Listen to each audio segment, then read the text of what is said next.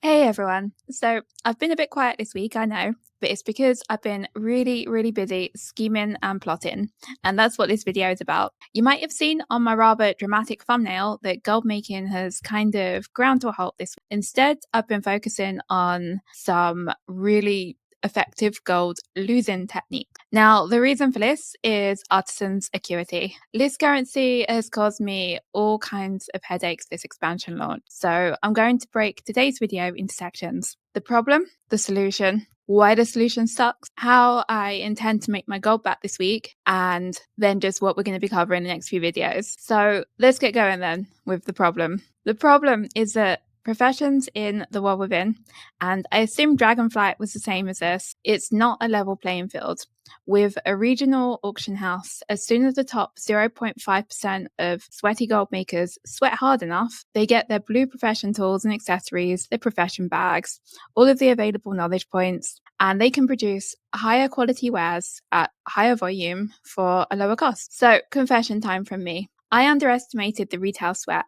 In classic versions of the game, you can still make janky schemes, but they're driven by players and they don't adversely impact smaller gold makers. Everyone can still carve their own small spot in the market. I'll use the example of transmute alts in Classic. Having one is entirely reasonable. I've got 19. That's not entirely reasonable. However, each of my 19 daily cooldowns are equal. They have the same cost, they've got the same profit.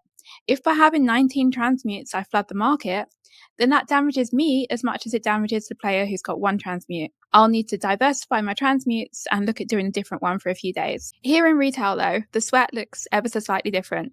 Instead of it being player driven, it is literally baked into the game. And the playing field isn't level when the sweat has been involved. So let's take Duskweave Bolts, the tailoring cooldown. Player 1 casually levels their profession.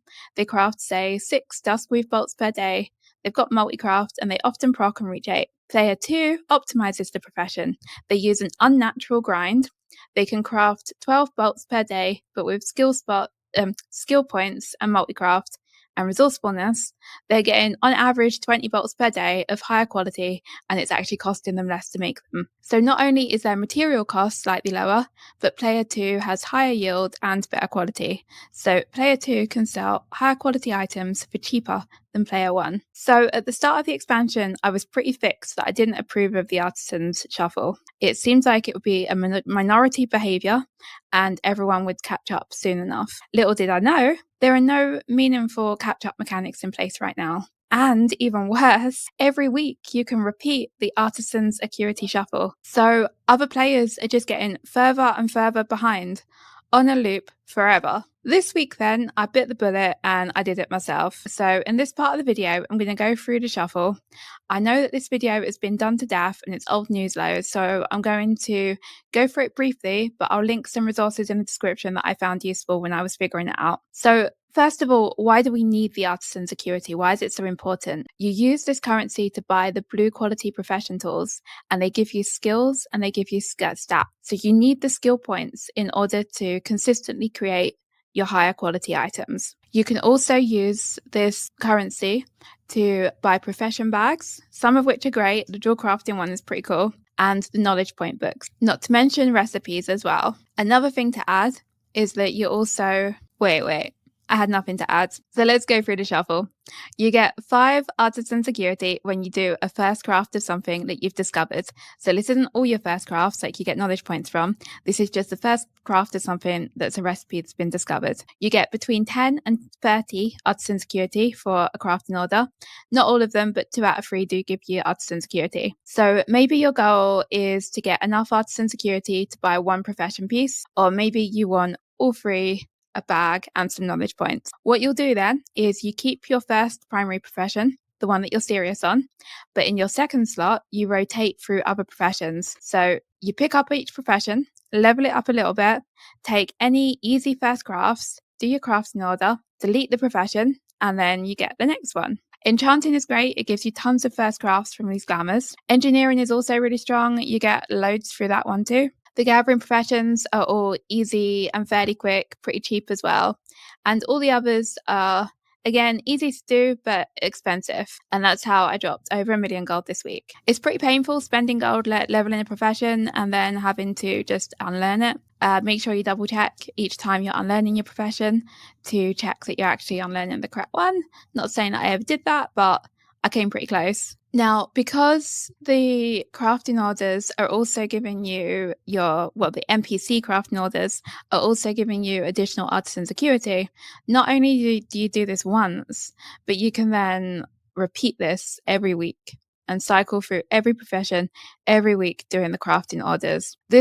It was this discovery that reached a point where it really dawned on me that it was going to take a really, really long time to actually catch up, and that I just needed to sit down and grind it out at no matter how much it costs. Now, I guess the next thing to really look at is how I am going to make the gold back. The earn back situation isn't actually anything creative or new. This week, Mythic Plus and the Mythic Raids are opening, so I'll be going full spell threads and enchants. Designating Disenchanter has really come into its own this week. Now that you can shatter blue shards into dust, the shatter takes from Designate Your Enchanter green tree, and it's just awesome.